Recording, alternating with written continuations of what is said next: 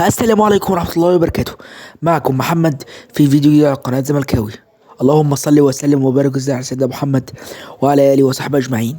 اللهم صل على سيدنا محمد وعلى آله وصحبه أجمعين. بسم الله الرحمن الرحيم. اللهم انصر فلسطين وأعزهم يا رب، انصر فلسطين وقويهم على كل معتدي وظالم. يا رب النصر ليك يا غزة، غزة الحبيبة، غزة في القلب، غزة في القلب جوانا بتعيش. اللهم انصرها وقوي إيمانهم، ويا رب يا رب يا رب انصرهم على العدو وابطل كيد الظالم. يا رب ابطل كيد الظالم. رب انصر من نصرهم واخذل من خذلهم. كل الدعاء والدعم والتقدير لغزة وفلسطين، وربنا يعلم قد ايه الحب للشعب في غزة. فلسطين بلدنا الحبيب وهتفضل رسالة جوانا مهما عدى الزمان. فلسطين هي الأساس، ولازم دايما دي القضية الأساسية، القضية اللي احنا كلنا نتجمع عليها عشان خاطر نقيمها ونحييها ونثبت للعالم كله إن فلسطين حرة، فلسطين دولة إسلامية، فلسطين عربية. بإذن الله النصر قريب، وبإذن الله نعيش ونشوف اللحظة دي.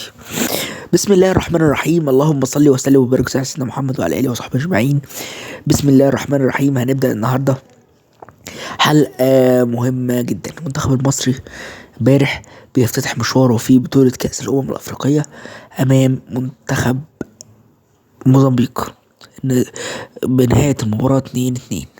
سجل هدف في الدقيقه 2 كان اللاعب مصطفى محمد، وتعادلوا في الدقيقه 54 وفي الدقيقه 56 حرزوا الهدف التاني. ومنتخب مصر بيتعادل في الدقيقة 90 و7 دقايق بعد ركلة جزاء سددها محمد صلاح. كمجمل النتيجة، انت لو بصيت على مجريات المباراة تقول لك ايه؟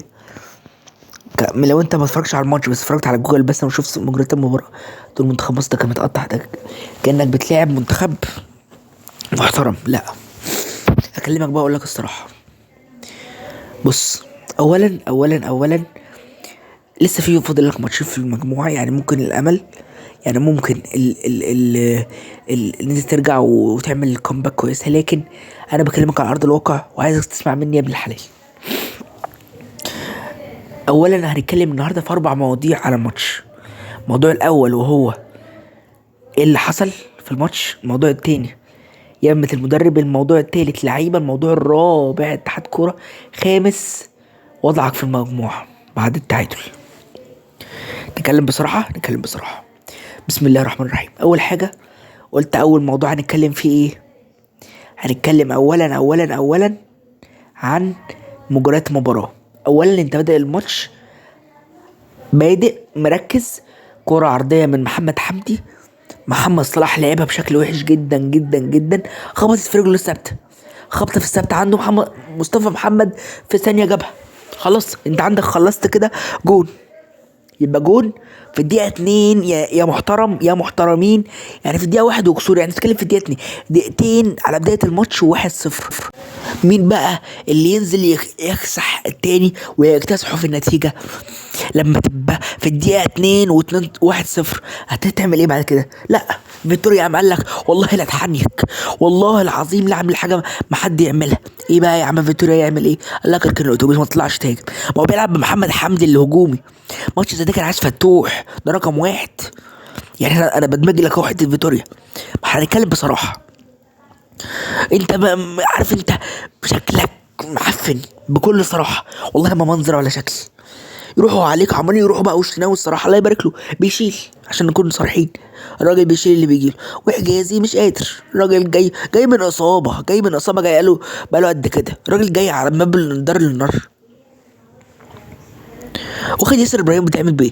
ما انت كنت تلعب بياسر ومنعم قدام وجنب ورا والشناوي، ما انت كده، ما التشكيله دي جايين مع بعض.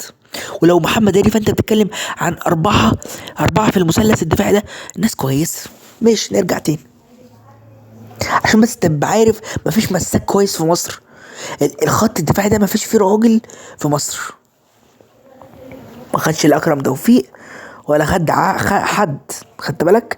ولا محمد شكري اللي مقطع الدنيا مع سيراميكا، ولا حد خالص خالص خالص. هديك بتشوف انا ما بكلمش وما بجيبش حاجه من عندي.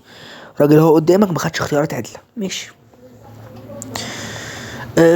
لعبت ماشي، الدنيا راكنه، هم طحنينك، ما تتكلمش، انت ما بتروحش لجونهم، ما فيش الا كرة واحد ربنا من تريزيجيه وخلاص، انت ما توصلش لجونهم، هم طحنينك.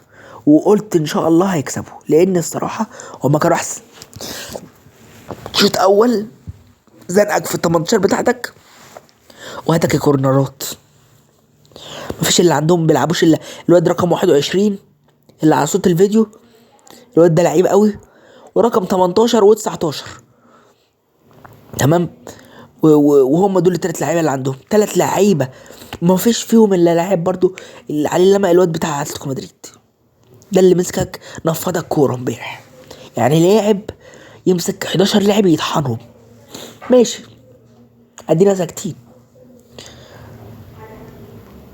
نيجي الشوط التاني، الراجل ما عملش تغييرات، هو الراجل بتاع امريكان عمل تبديلين وانت بقى ما عملش اي تبديلات، رديت بالوضع كما هو عليه.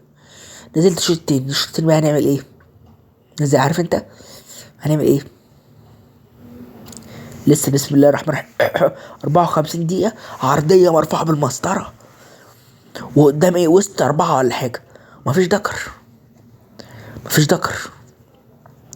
مفيش واحد شاف الناس دي، لا لا لا، الواد ينط يحطها بالراحة جدا تخش اهو. يلا 1-1، دقيقتين يا مؤمن لسه بنسنتر.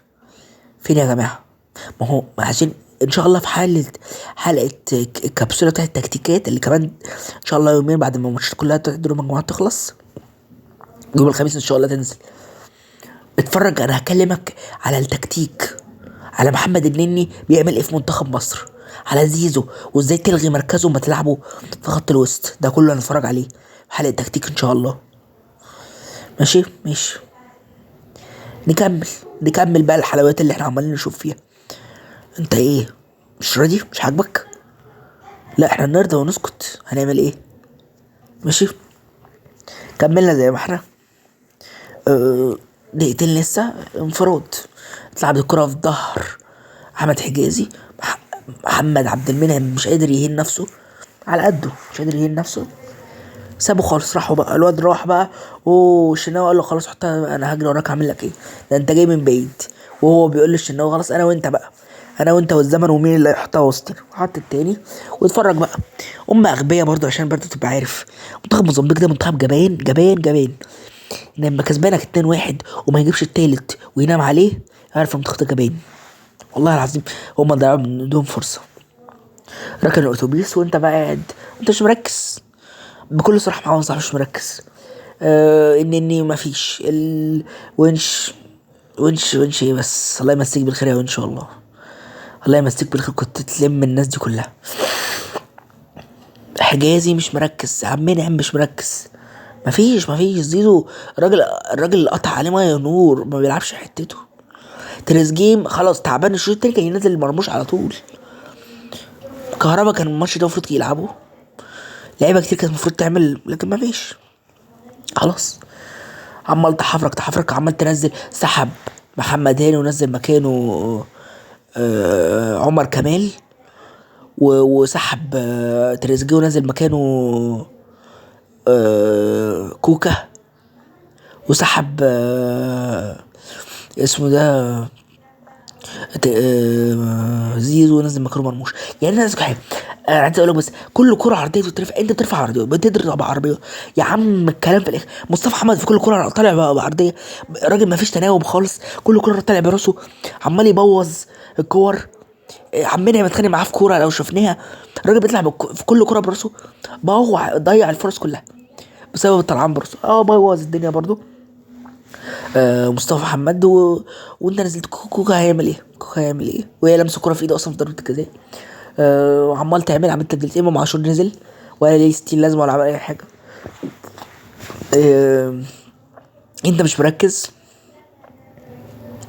وانت خدت كويس يعني تستاهل.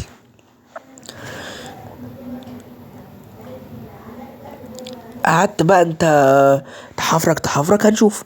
جه بقى عندنا بقى الشوط التاني في اخر الثواني، ضربة جزاء، هما حمير وخبط ضيعوا من ايدك، محمد هيخش يشوط ضربة جزاء، الكورة ما فيهاش ضربة جزاء يعني، بس يلا ضربة جزاء محمد صلاح يخش يجيبها في العارضة، تروح داخلة وكمان داخلة بالضالين.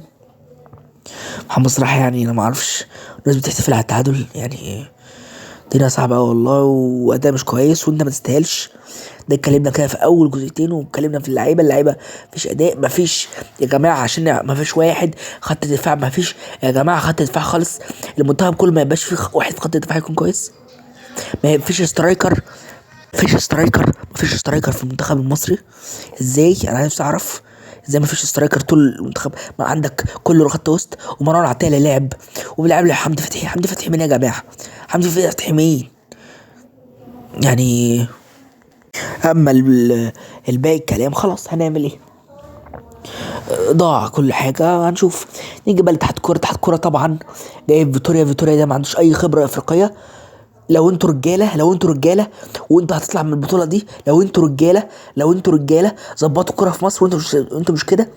روحوا جيبوا واحد محترم، تجيبوا مدرب محترم يدير منتخب مصر على البطوله دي، يوديك كاس العالم، يظبط الاداء. مدرب يعمل من الفسيخ شربات، مدرب يشوف الزباله دي يظبط فيها. هيرفي رينار راجل مدرب، بيظبط الاداء. مش هتنك تمشي ولا اجيب مصري زي حسام حسن هيديهم بالجزمه، اللي يكلمه يديله بالجزمه، وهيلعب بالحق، واللي فعلا محترم هيلعبه، واللي مش عايز يلعب مش هيلعبه. لو انتوا رجاله فعلا، لكن ده مش هيحصل لان اتحاد كوره فاشل. بس زي ما اتكلمنا يعني، منظومه فاشله كامله. والكوره في مصر للرجاله، الكوره للرجاله، مش كوره للمدلع والمرقع. افريقيا للرجاله يا حبيبي، افريقيا للرجاله. اخر جيل كان جيل حسن شحاته. من ساعه ما حسن شحاته مشي خلاص الكوره في مصر خلصت. 2010 كانت اخر سنه فيها كوره يا حبيبي. كوره في مصر ايه؟ بلا قرف. نروح نشجع منتخبات تانية ولا تستاهل اصلا، ولا تستاهل. كوره في مصر خلاص انتهت، الناس كلها ما حدش طايقك. وبرغم كل شيء انا بتكلم بصراحه، خلاص انت ما تستاهلش، يلا مع السلامه وشوف غيرك. وضعك في المجموعه. غانا امبارح خسرت من كاب فيردي عشان تعقد لك الدنيا اكتر واكتر. الراس الاخضر امبارح نزل لا مؤاخذه يعني في الكلمه، شطف غانا، شطفها. قال لها تعالي بقى ما اديك درس في الكوره. غانا عواجيز، غانا مش قادرين، بس هينزلوا يلعبوا عليك الكوره، وهيركبوك في الكوره وهيكسبوك لانهم اكتر جاهزيه منك. انت مش جاهز تاخد بطوله، انت جاي تعمل اعلانات. انت ليل نهار اعلانات. غانا هتنزل تديك على عينك درس محترم وخلاص. يلا اطلع يا مهزأ، ارجع بلدك، تستاهل. انت لا منظر ولا لعيبه ولا مدرب فني ولا اتحاد كوره، لا منظومه كرويه يعني. بص، يا رب بالمنظر ده نطلع عشان ما نتفضحش، ما يجيش منتخب يدينا على قفانا ويعلم علينا. بصراحه مش منظر ولا شكل ولا لون ولا طعم ولا ريحه. اكتر منتخب فاشل في البطوله. انا فرضت والله على اغلب الماتشات، يعتبر كلها افشل منتخب في البطوله. مفيش منتخب كان بالشكل المزري اللي احنا كنا فيه ده. كل منتخب ليه شكل، ليه منظر، ليه بيعمل. نيجيريا بتلعب غينيا الاستوائيه بتعمل شكل. ساحل العاج بتلاعب يا اخي غينيا بيساوي بتلعب كوره احسن منك. غينيا بيساوي يا اخي.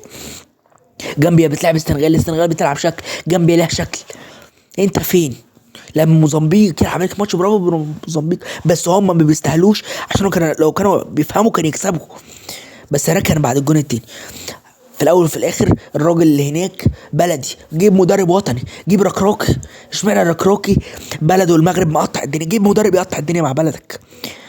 خليكوا لو في ذكر في البلد دي يطلع يعين مدرب محترم من اتحاد الكوره يروح يجيب مدرب محترم مصري يقيد المرحله. حسام حسن، وقت حسام حسن خلاص. انا بكلم بكل الصراحه وده اللي عندي والله الصراحه. وفي الاول وفي الاخر ده وجهة نظر ويا رب يعني ما نزعلش حد، بس انا بنتكلم بصراحه والله. ده كله عشان خاطر بلدنا الحبيبه مصر العزيزه ومنتخب. ما بكلمش الغرض حد، وربنا يسهل وربنا يقدم اللي في الخير. والسلام عليكم ورحمه الله وبركاته. كرة للرجاله، كرة